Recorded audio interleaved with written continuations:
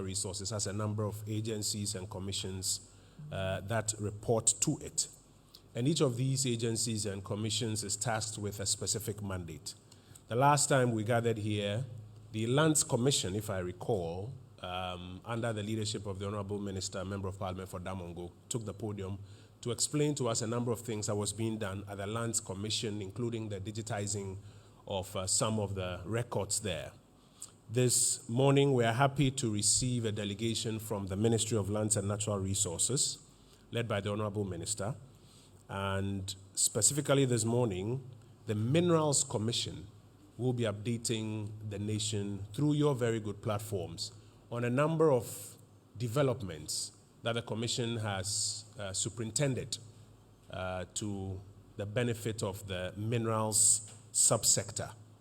I want to acknowledge a number of persons who are here before I invite the Honorable Minister to the podium. The Deputy Chief Executive in charge of small-scale mining and industrial minerals, Mr. Samuel Tika, is here with us. Samuel, where are you? Thank you very much for being with us. The Chief Inspector of Mines, Mr. Kofi Ejay. Kofi, where are you? Thank you very much for being with us, Kofi. The Chief Executive of the Minerals Commission, Mr. Martin Ayisi. Mr. Ayisi, how are you? Thank you so much for being with us. The Advisor to the Minister on Mines, Mr. Benjamin Ayi. Mr. Ayi, thank you for being with us. The Honorable Deputy Minister in charge of Mines, who is also a Member of Parliament for Takwa Insuayem, the Honorable George Mreku Duka. Thank you very much for being with us. The Deputy Lands Minister in charge of Lands and Forestry and MP for Epima Nwabija, the Honorable Benito Owusu-Bio. Thank you for being with us. Should I mention the other name? I should leave it out there. And then, ladies and gentlemen, to give us the opening remarks for the presentation by the Minerals Commission, my brother, the Member of Parliament for Damongo and Minister for Lands and Natural Resources, the Honorable Samuel Abu-Jinapor. Let's receive him with a round of applause.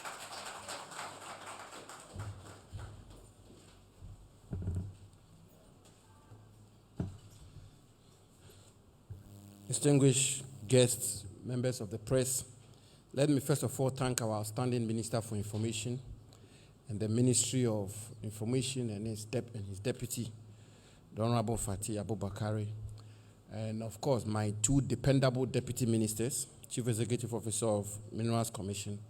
We are gathered in the auditorium of the Ministry of Information this morning to perform a very important part of our mandate, which is accounting to the people and giving an account of how far we've discharged the instructions of the President thus far. Distinguished guests, members of the press, I'm sure you will appreciate how important the mineral sector of our country is to all of Ghana. As you know, these minerals are vested in the President, and the Ministry of Lands and Natural Resources has the mandate and responsibility to manage the minerals of our country through the Minerals Commission, which is the technical bureaucracy through which these resources are managed. And you know, we began the year on the instructions of the President with the National Consultation on Small-Scale Mining, which was held on the 14th and 15th of April.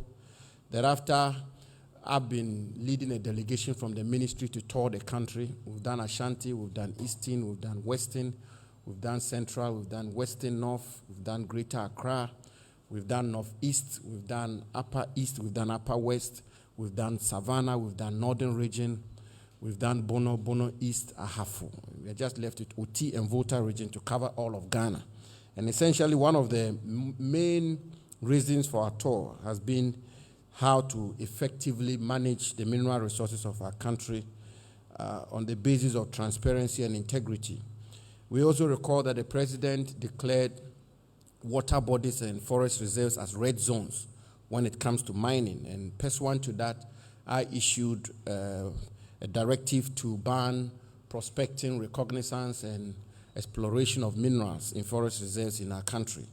And we recall Operation HALT and the work that is done, which culminated in the launch of the National Alternative Livelihood Program by the President for miners. There's a lot that has been happening at the Minerals Commission, and very soon I'll be inviting the Chief Executive Officer of the Minerals Commission to give a presentation to the country on how far we've come with the management of the mineral resources of our country. But let me just conclude and invite the Chief Executive Officer by making two very important points. The first one is that in many cases, the impression is created that mining is all about galamsey, or that the only issue we deal with in the mining sector has to do with galamsey. Yes, galamsey is a very important and consequential matter. It has far-reaching, debilitating adverse effects on the forward march of our country. There's no two ways about that. But there is a lot more we do than dealing with galamsey. There is a major sector, the large-scale mining sector, a very significant sector of the economy, which the Ministry of Minerals Commission manages. We work with the Ghana Chamber of Mines and seek to create a conducive environment to keep Ghana as the #1 producer of gold in Africa and the 6th producer of gold in the whole world. And it's a lot of work, and the Chief Executive Officer will be speaking to some of the interventions we've made so far. As you know, the budget which was read by the Minister for Finance had a very significant intervention in the small-scale mining sector of our country. Before the budget, the arrangement which exists now is that if you were exporting gold from small-scale mining, you were required to pay a withholding tax of 3%, which was effectively and by all intents and purposes an export tax. And indeed, the Precious Minerals Marketing Company was responsible for collecting this tax. And it became somehow a disincentive and encouraged smuggling, and which was not good for the mining sector of our country. Arising out of broad consultations in the government and under the leadership of the President, the Minister for Finance has reduced this withholding tax from 3% to 1.5% on unprocessed gold. And it will be collected at the point of production. So it's going to be collected at the mine site. It will not be collected at the point of PMMC, and which will mean that if you were exporting gold arising from small-scale mining, at the point of export, you literally, quote-unquote, will pay 0% tax. What the obligation will be is at the point of production, which is at the mine site, which will be 1.5% withholding tax on unprocessed gold. I think this is significant and is going to contribute tremendously to the growth of the small-scale mining sector. The matters to do with community mining, the mercury-free equipment we are bringing in to ensure that the gold is extracted from the ore in a sustainable manner, in an environmentally sound manner. All of these are matters we seek to bring to the attention of the Ghanaian people. But all in all, I believe that we haven't gotten to where we should be yet. There are still challenges. On a daily basis, we receive reports of illegal mining activities in several areas and parts of our country. There's a good deal of work we still have to do to come to a satisfactory situation. But without a shred of doubt, we are making progress and we're on the right track in our view. And we are still open to suggestions and critiques and additions here and there. But by and large, I believe that the mining sector is seeing a lot of action and is seeing a lot of leadership through the Minerals Commission. Fortunately for me, I have a very excellent Chief Executive Officer of the Minerals Commission, very sound technically and hardworking, and a distinguished professional of our country, Mr. Martin Ayisi is the Chief Executive Officer of the Minerals Commission. I invite him to do the presentation. Thank you.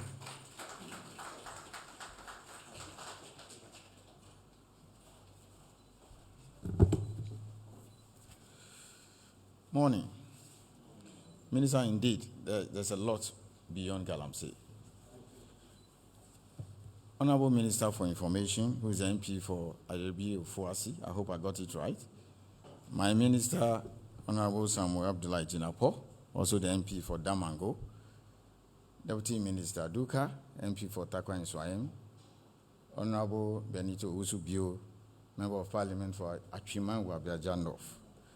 And then my colleagues from the Minerals Commission, as well as distinguished ladies and gentlemen, members of the media. I'm here to present essentially to the entire nation what we've been doing so far. I will be speaking ex-tempo. Occasionally, I will demonstrate and show you pictures and also one or two issues on the slide. That's the outline I have for you. Essentially, I cannot see from there, so I may have to bend a little. So I'll briefly talk about mandate, look at the situation as at the beginning of this year, development so far, what we have achieved, of course, challenges, the outlook for 2022, and then we'll conclude, and then with the permission of my minister, we may invite questions from the members of the press. Let's take a look at it.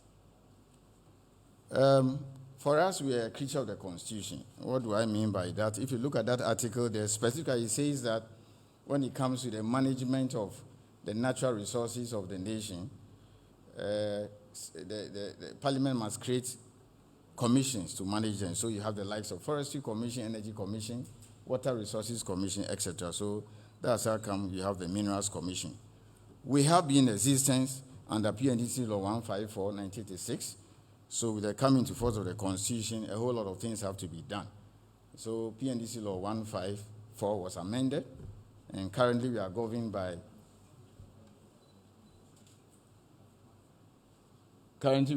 by Minerals Commission Act 1993 Act 450.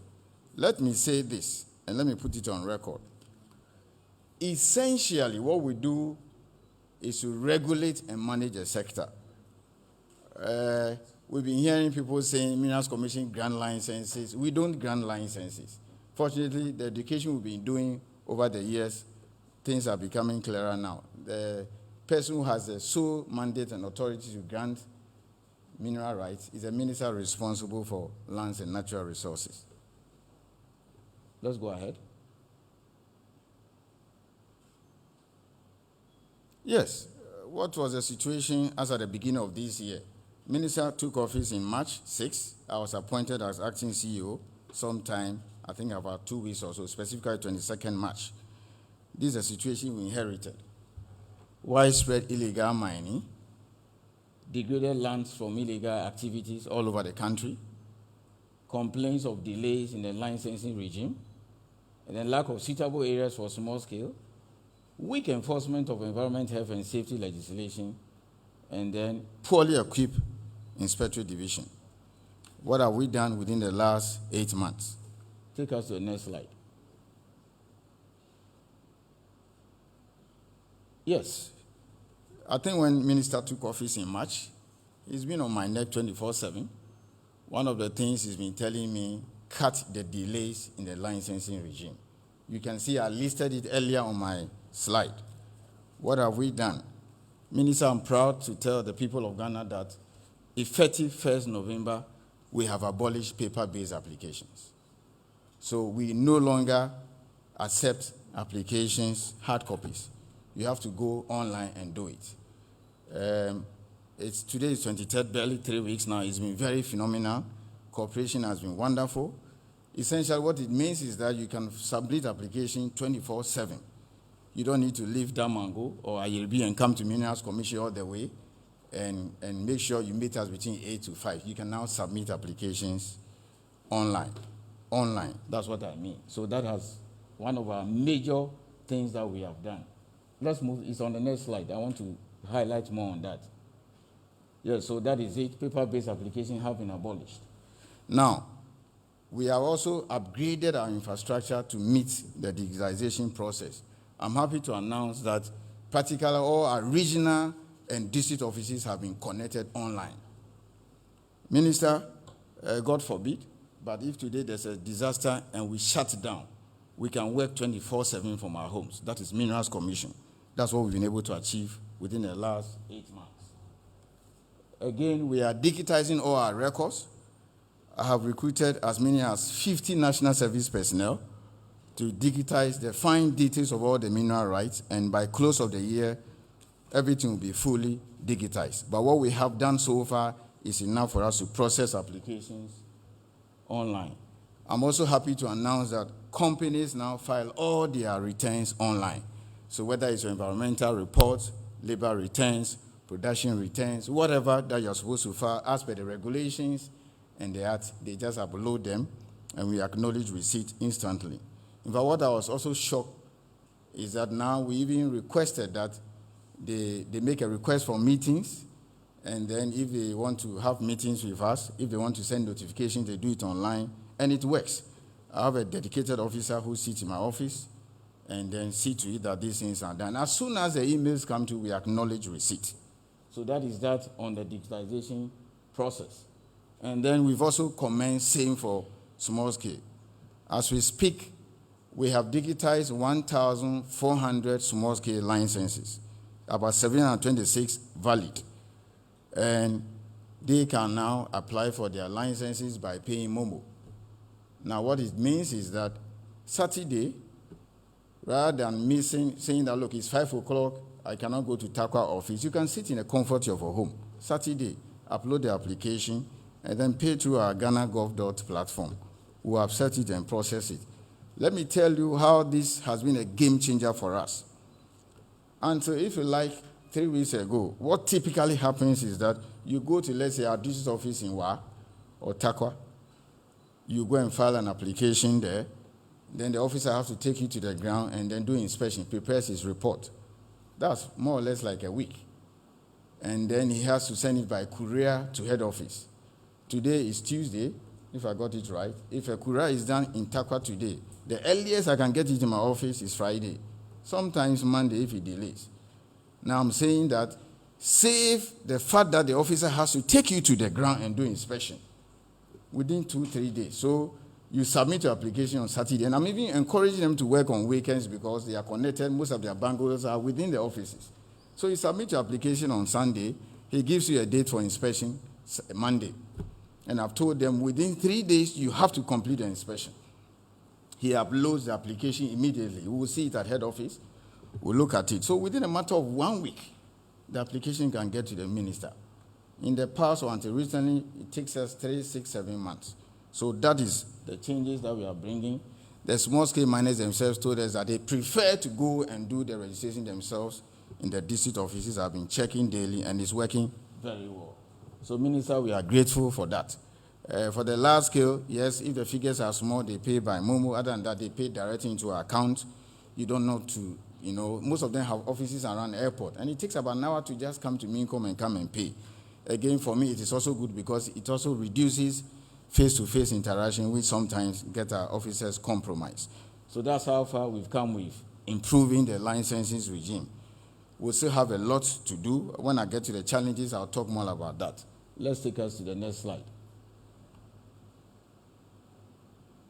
And I'll encourage you to visit our offices. You can see the change for yourself.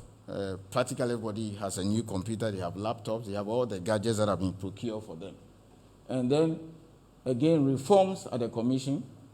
We have hired more inspectors. I think we've hired close to about 30 or so inspectors, essentially mining engineers, most of them from UMAT, so that we put them on the ground. Most of them were hired somewhere between March and then last week.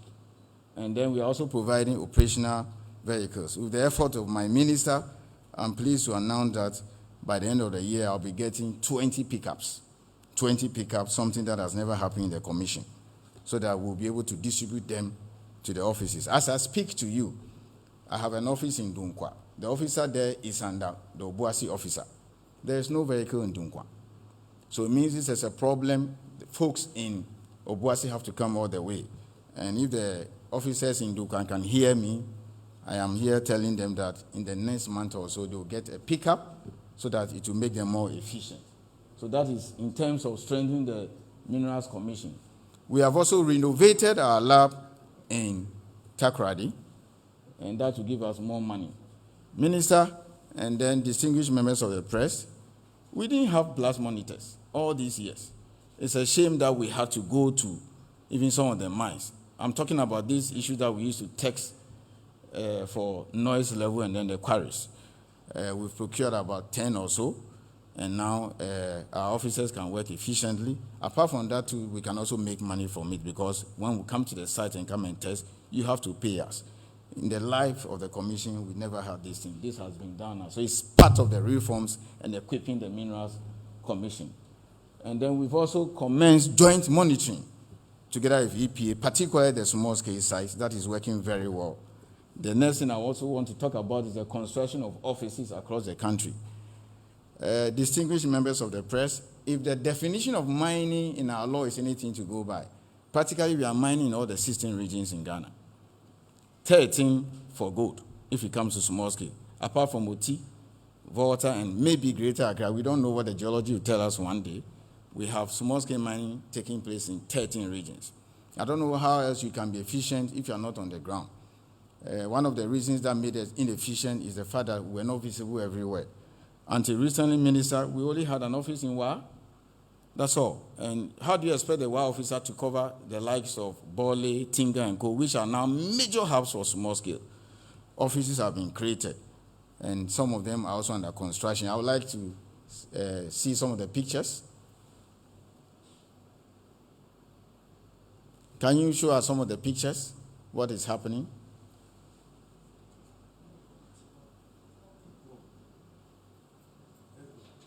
Okay. When you are ready, let us know.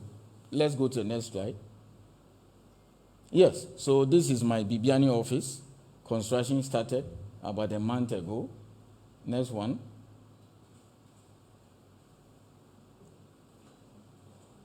This is Akimodan.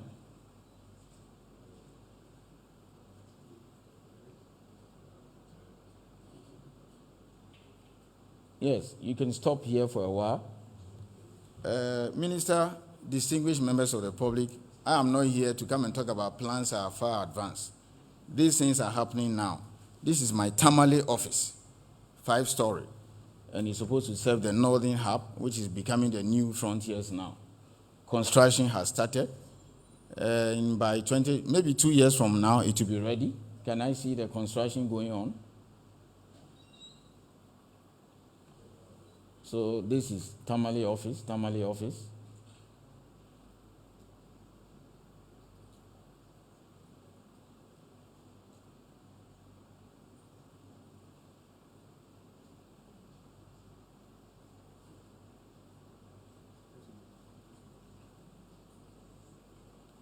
So these are ongoing. And then we have offices being constructed in Bibiani and Akimodan. Next year by this time, they'll be commissioned. And then we intend to build more offices across the country. So this is, you can stop here for a while. This is our model offices for the district.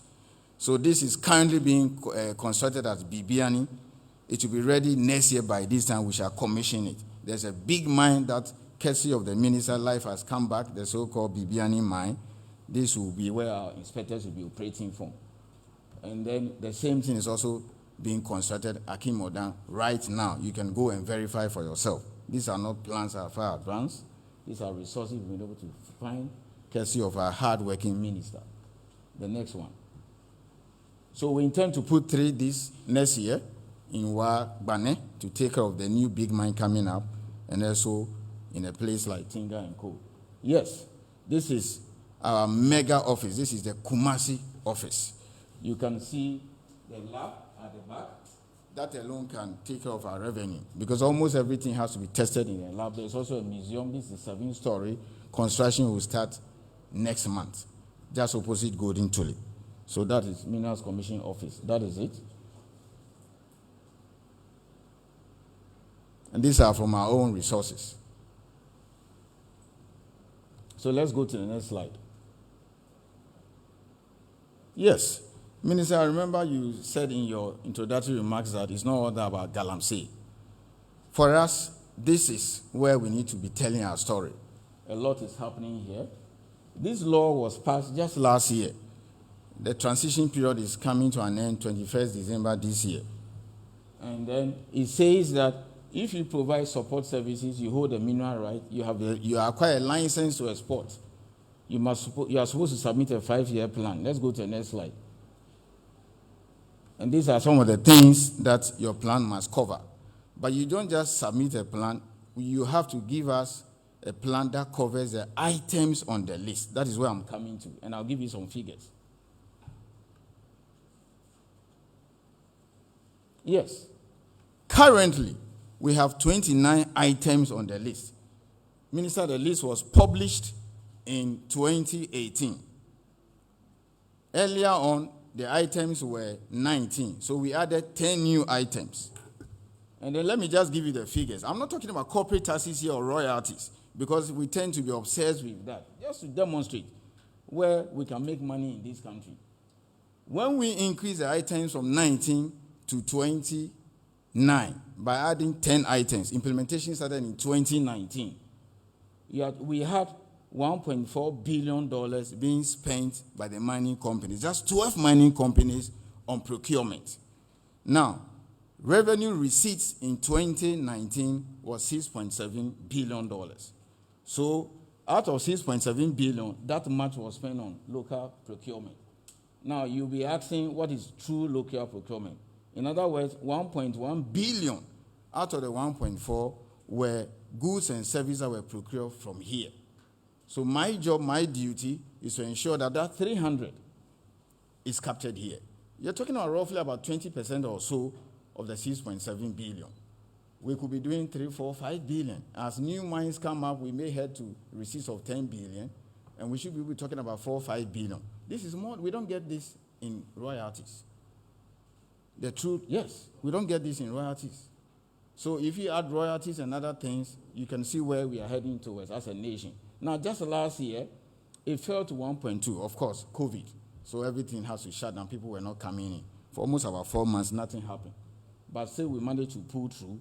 And nearly $1 billion was spent on true local procurement. Now, Minister, I'm happy to announce that we've added 11 new items. Yesterday, I spent 2 hours with the Chamber of Mines going through with them. And that's the 4th edition. It will be published and made available to the public. Can we see the items on them? And before we talk about some of these things, let me just make a quick remark. The items we have introduced are made up of 2 categories. One, items that are essentially preserved for Ghanaians. In other words, we don't allow foreigners to get involved. And then the other one where you have to come and set up here. For instance, 2018, when we published the 3rd edition, anybody could do fuel, the likes of Total. And then when we said fuel is meant for Ghanaians, $282 million was spent by the mining companies, just 12 companies on fuel. This is money in the hands of Ghanaians. The figure dropped to $218 million, again for COVID reasons. Contract mining, which is by far the biggest, in 2019, it was $789. Nearly $800 million was spent on contract mining, and then it fell to a little over 700, again for COVID reasons. I'm proud to announce this morning that contract mining, even though it's on the list, now we are saying that for surface operations should be done by Ghanaians. Yes, only Ghanaians, the likes of Rockshore and the other company. We have capacity now. Underground, we will still open it because we lack technology. Already it is happening. If you take Obuasi, for example, it's a JV between Rockshore and a foreign company. Our job is to monitor and make sure that there is true technology transfer, so that maybe in the next 5, 10 years down the line, we will say contract mining for Ghanaians. So maybe I'll come back and tell you what will happen in 2022 when we restricted contract mining for Ghanaians. So that is it. Catering is now for Ghanaians, $25 million. Catering services, 12 companies. Security was open. We restricted to Ghanaians. 2020, $60 million was spent by the mining companies on security. Now, lubricants. We made fuel exclusively Ghanaian. What it means is that the shareholders and the directors must be Ghanaians. That was in the 2018 list, which started implementing in 2019. General lubricants was open. Minister is one of the new lists. So apart from contract mining surface, lubricants have also been added. The good thing is that we are not a nation that destroys people's business. So we have agreed with the chamber yesterday that existing contracts will be grandfathered. So for example, Total, which will be caught by it, if they have a contract already, let's say Newmont and Co., that will run out. After that, they will not continue. It has to go to a Ghanaian. That's what we did for the fuel. So maybe I have to, I think you cannot see from there. So contract mining surface, exclusively Ghanaian directors and shareholders. Underground will be a JV. It's already happening. Then I want to talk about these two, which is very significant. Financial services. Financial services. Regulation 12(2) of LI 2431 is so clear. It says that at least 20% of all the transactions that the companies will have to undertake must go through Ghanaian banks. So it means that this is good news for the likes of ADB, NIB, CBG, and Co. So if you are talking about 7 billion receipts, for instance, in 2020, okay, and we are saying at least 20% of that should go to the local banks. You know what I'm talking about in terms of real impact. So that is that. We've also added insurance. Now, the good thing is that our hands are not tied. We don't have to go to Parliament anytime we want to change this law. We're supposed to do it annually. So if we look at the data and realize that, look, insurance, we need to increase it, it could go up, for example, 40%. Or we could increase that of the bank, what do you call it, financial services. So I'll be announcing this to the various banking institutions in next week when I meet them. Let's go to the next list. We also have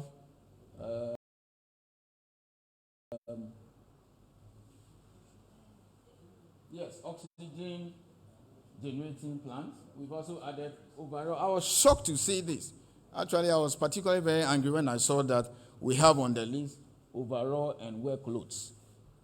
So just yesterday, I have to add it to the list that it has to be done by Ghanaians. I don't know why these things have to be imported. So we are not going to allow the companies to import these things again. So that has been added to the list. And then the other thing too is drilling. Until recently, drilling was done by foreigners, mainly companies from Australia. So this is also a new thing on the list now. We are saying that for surface operations, it has to be done by Ghanaians.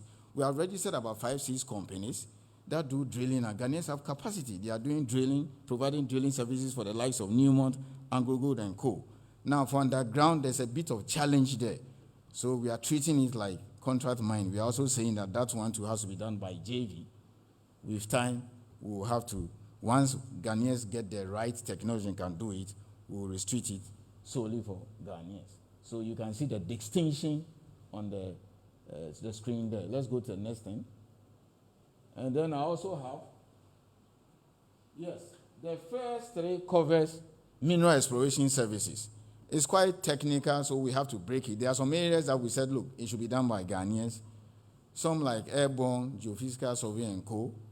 We are saying, look, we don't have the technology yet, so let us partner. Foreigners are welcome, but it has to be JV. Again, it is up to MINCOM and Geological Survey to ensure that these things are properly monitored. So that is that in terms of the local content. And then small-scale mining, almighty small-scale mining. You can never discuss mining in Ghana without talking about small-scale. What have we done beginning of this year? Minister has already discussed the dialogue, so I'll not bore you with that. We have identified 27 areas, and 6 areas have been launched. You notice that we had to pause for a while because we didn't want this small-scale thing or this community mining thing to become another GAMSA. So, with the support of my minister and the ministry, we have come out with an operational manual.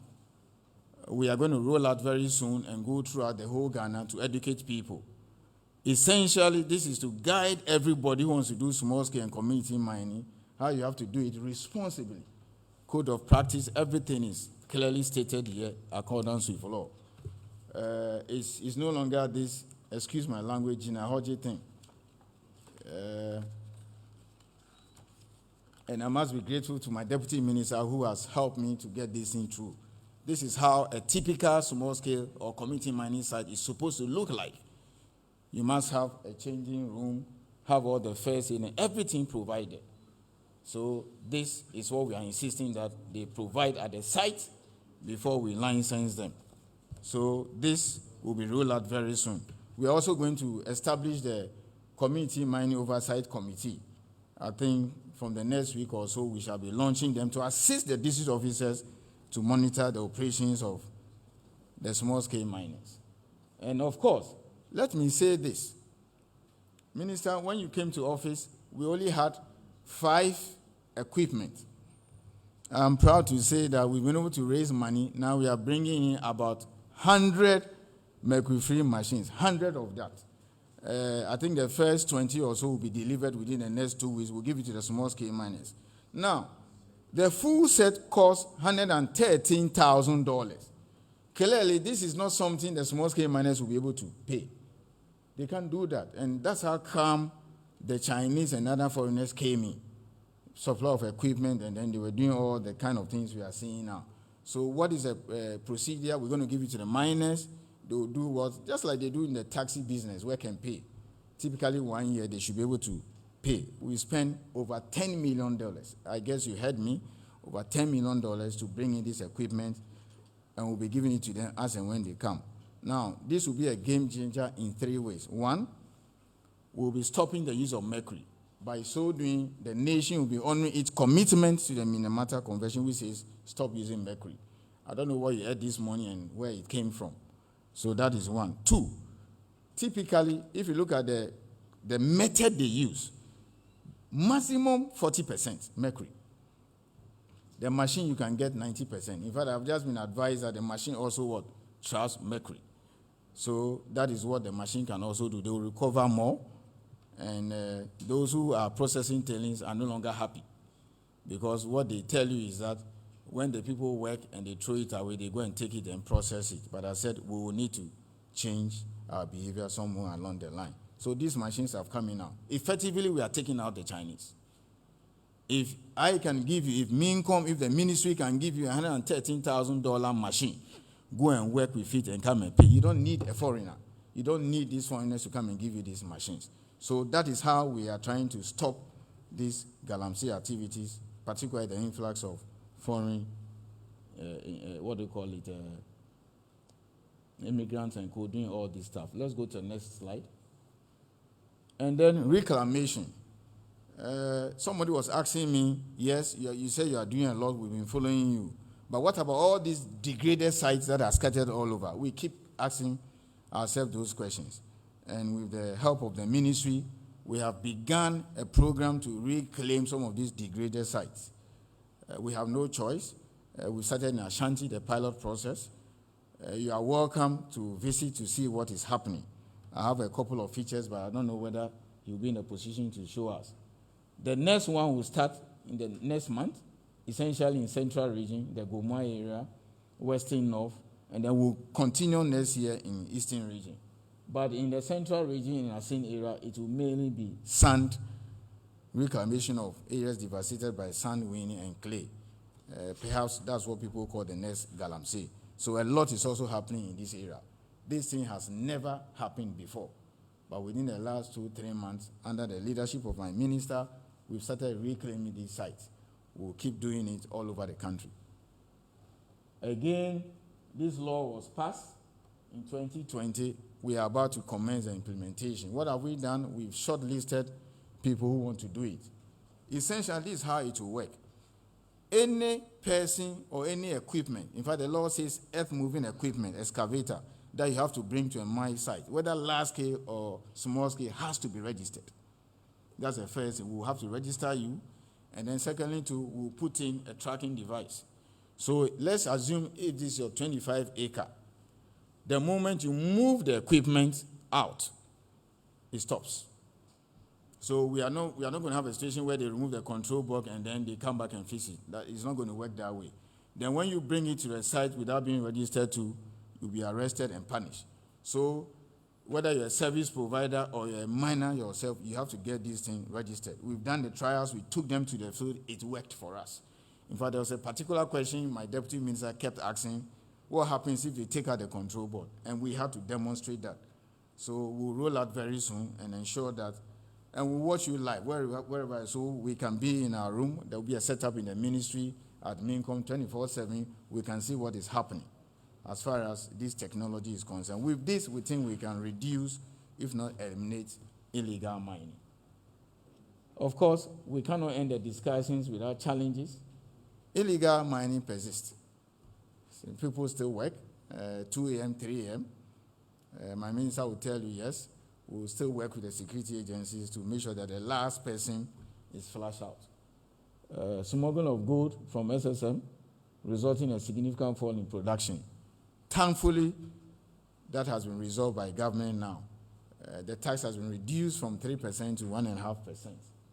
Of course, one other area which is also a nightmare for us, and people seem to lose sight for that, is one thing saying this is a blockout area, let the small-scale miners go and work.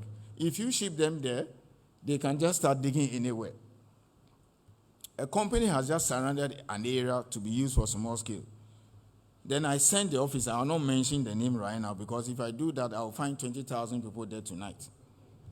We'll go and do the demarcation ourselves. I checked the data, then I asked the officer to go to the ground and do the inspection. We have 10,000 people working there. 10,000. That was the report. Minister, I'll send you the report. 10,000 people working on the ground. These are illegal miners. Illegal to the extent that they are working within a company's property, but the company graciously surrendered it to Minerals Commission. Let me say that practically almost all the areas we've been launching are areas that were given to us by the large-scale people. And then, when we look at the geological data that came out with it, the place is actually a very good area. So I was wondering why the company even surrounded, looking at what they have found. They said they were just overwhelmed. Almost everywhere they were working is outside the area, if the geological report shows. So if the geological report shows that the gold is within this area, they were somewhere. I'm making a point. Now, yes, in spite of that, they are still producing something. Now, you can understand what it comes to, devastation, etc. So that is the kind of thing we want to do. We want to partner with Geological Survey to explore some of these geological areas. We have started. We started with an area called Ekwasi. I think it's about 16 square kilometers, and the gold was found. Now the community is telling us that small scale, they want it large scale. So, Minister, that is something I have to come and discuss with you as to how to go forward. We're able to find all the gold-bearing areas, and it's quite a big thing. We are doing a similar thing with Geological Survey. UMAT have been worrying us that they want a place to explore. You remember at the launch of the National Alternative Employment Program, Professor Mankwa mentioned it. And I think last weekend or so, during the UMAT congregation, he talked about, we've given them a place, we are going to support that. So we hope to avoid that situation where years down the line, the gold is here, but the people are digging somewhere else. We can only do that when we do geological investigation. We have started. And of course, encroachment of quarry sites, we are working with the district assemblies to get that sorted out, or else we have to bring rock aggregates across our borders. Then illegal site winning, which is a very big problem, particularly in Volta region. And then, of course, the high cost of exploration compared to regional peers. It's essentially the issue of assay, which takes about 70% of the cost of exploration. Minister is working hard at it. It came together with the tax issue, but they've sorted out the tax issue. I believe in the coming year, that will also be sorted out. Without further ado, Minister for Information. Minister, I would like to end here, and then, with your permission, invite comments or suggestions from the general public. Thank you very much.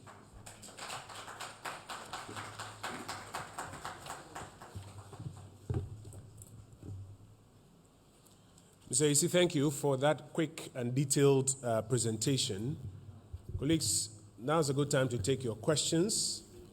I will not do more than 3 rounds, and I will not do more than 4 questions per round. So if you have questions, now is the time to put them forth, and then we can get responses. One of the key things that comes home very strongly is the digitization of the Minerals Commission and the fact that what used to take months to process, during which period you find all sort of illegal activity going on the ground, now can be done in a matter of days because of the technology and the investment in technological infrastructure that Minister and Chief Executive, you've done there.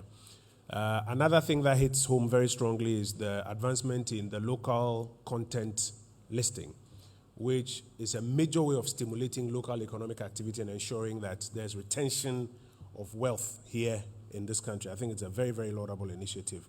And then, even apart from that, you're going further to provide support to small-scale miners so that in terms of some of the capex items, they can get it on a leased basis and, you know, be able to produce in a safer, more efficient manner and pay back later. So, if you ask me, these are some of the big things that hit home. But if you have questions, colleagues, now is the time to take your questions, and then we will wrap up. Okay? So let's start with you. 1, 2. Yeah, let's start with you. Nana? Yes, good morning.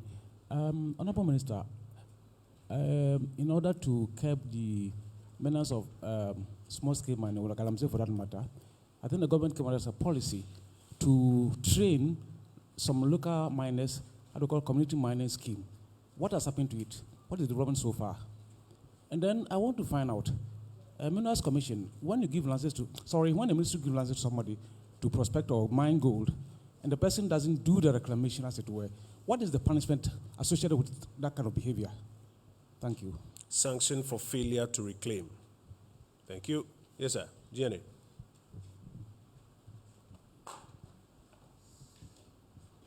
Yeah, thank you. As the minister said, you will take delivery of 100 free mercury machines. I want to know the specific time these machines will arrive in the country. Then 113,000 per each, and the miner is supposed to pay within a year. If the miner failed to pay, what happens? Then So what are their contractual obligations? Yes, and if they contractual fail? obligations. Okay, all right, go ahead. Then 1.5% withholding tax that of unprocessed goods. It is going to be collected at the mining site. What are the safety mechanisms that are put in place to ensure accountability and transparency, so that one day we will not hear that somebody has collected the money and it couldn't get to the appropriate quarters? What are the safety mechanisms? Thank you. Very well. Are there other questions? If there are, now is a good time to take them. Or I'll move straight to answers and then we'll wrap up. Are there other questions? Ms. Aisi?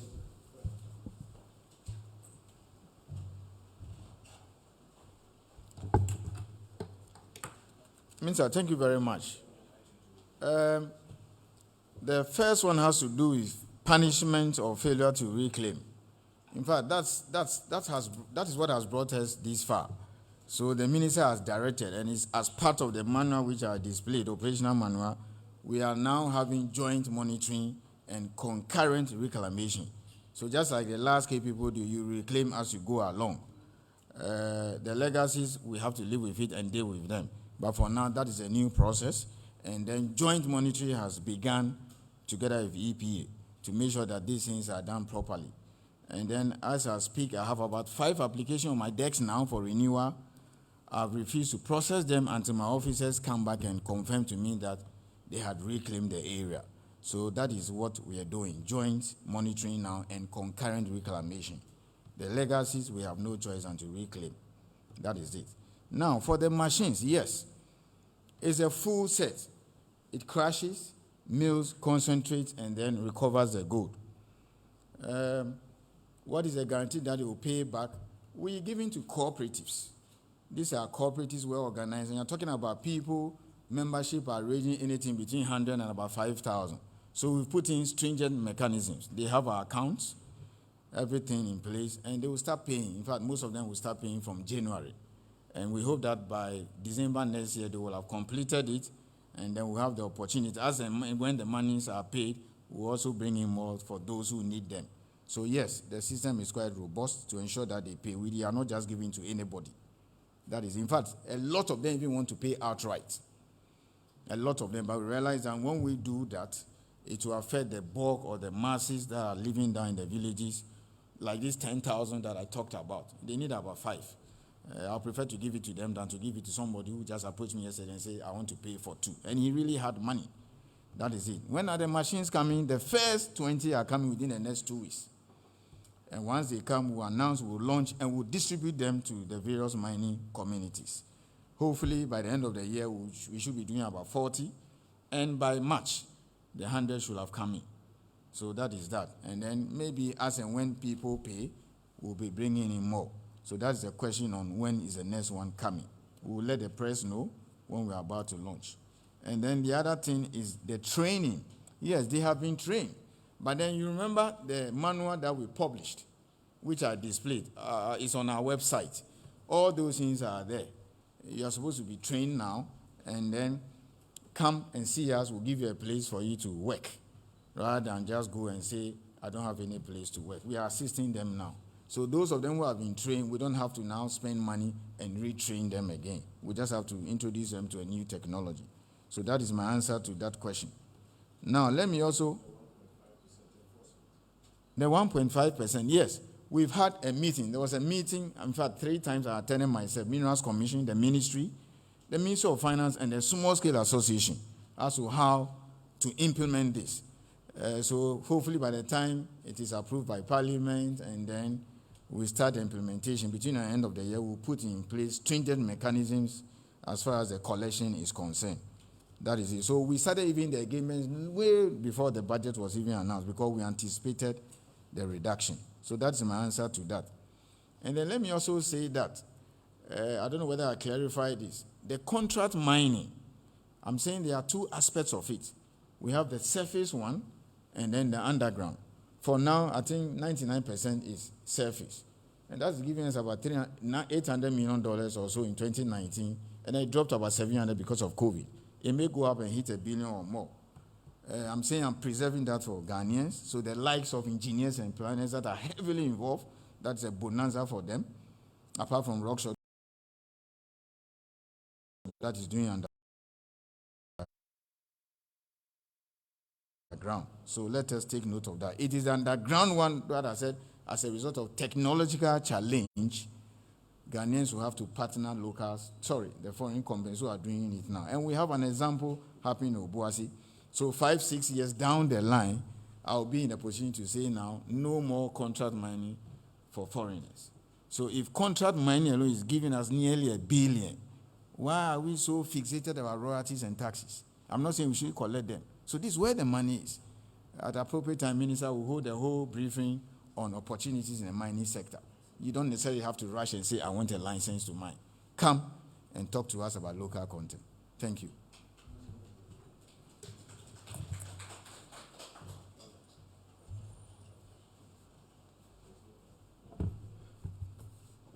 So thank you very much, Chief Executive. Quite clearly, there is a Chief Executive we can rely on. He's on top of his brief. Now, let me just emphasize 2 or 3 things. The first one is that the President's strategy when it comes to small-scale mining, and I remember when I was at Jubilee House, he kept emphasizing on that.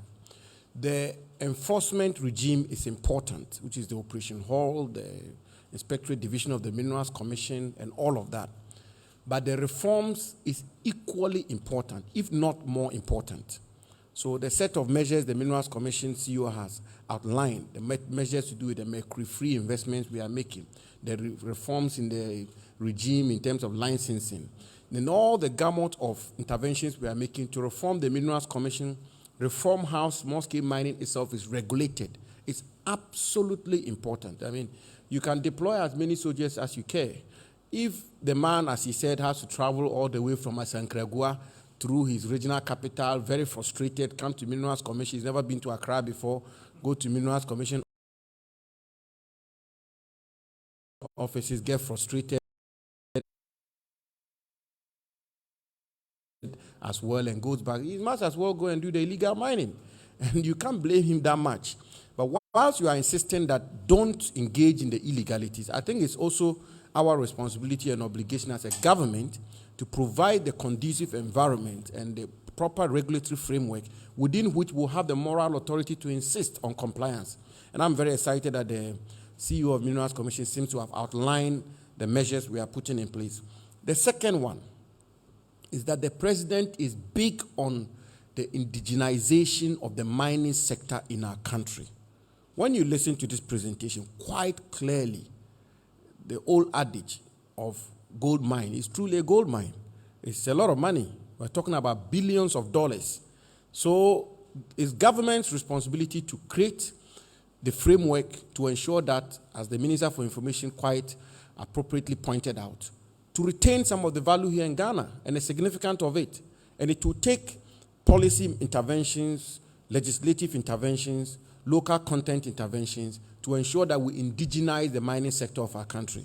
And that is another major preoccupation of President Akufo-Addo. He's never minced words on that. He's been on that case all throughout. And I'm happy again that the CEO of Minerals Commission is outlined some of the measures we are undertaking to ensure that we indigenize the mining sector of our country. I want to conclude by indicating forcefully, everywhere in the world, the extractive sector is mostly bedeviled with challenges. No extractive sector, whether it's in the petrochemical industry or the gold industry or diamond or what have you, where there's extraction, there's money. And where there's money, you can be rest assured that people will also be determined to make the money hook or crook. What is important is that we also are ahead of these criminals. And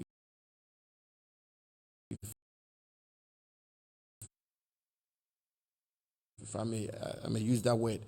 And so, as we are engaging in this encounter, I'm sure a lot of people are commenting, look, there's illegal mining happening here, or this is not going well.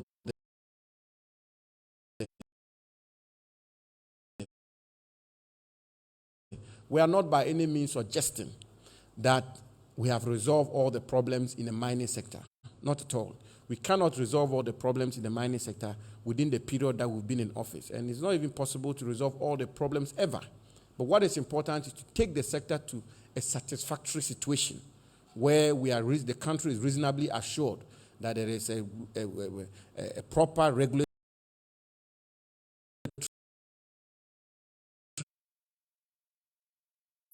framework and regime that responds to eventualities and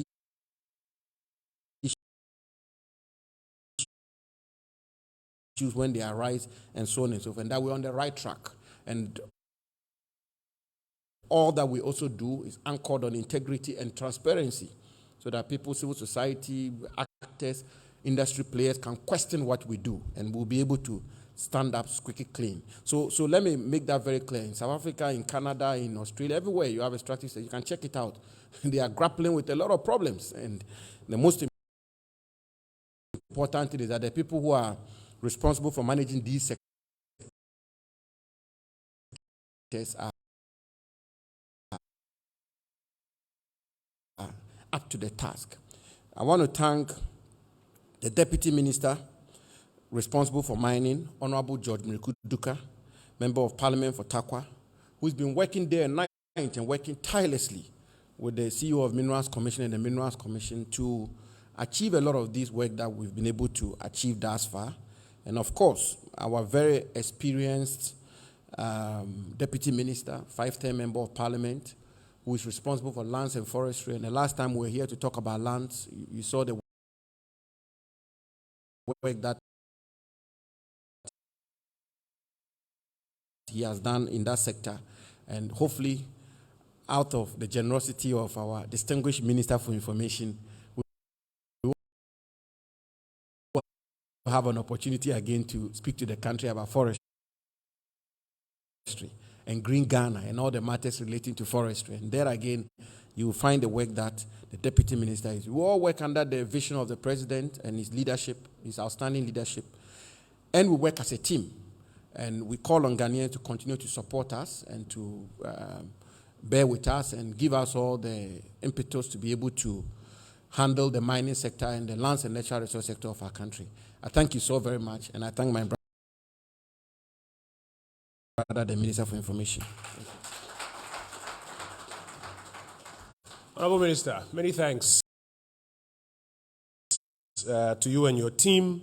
It's been brief, but it's been full of detail with which we can work. I want to thank you that you made yourself available this morning to account to the people through our platform. All these are Minister's press briefings. They are done under the auspices of our distinguished Deputy Minister for Information, the Honorable Fatia Abubakar. Yes. She's the woman in charge. Have you seen her white this morning?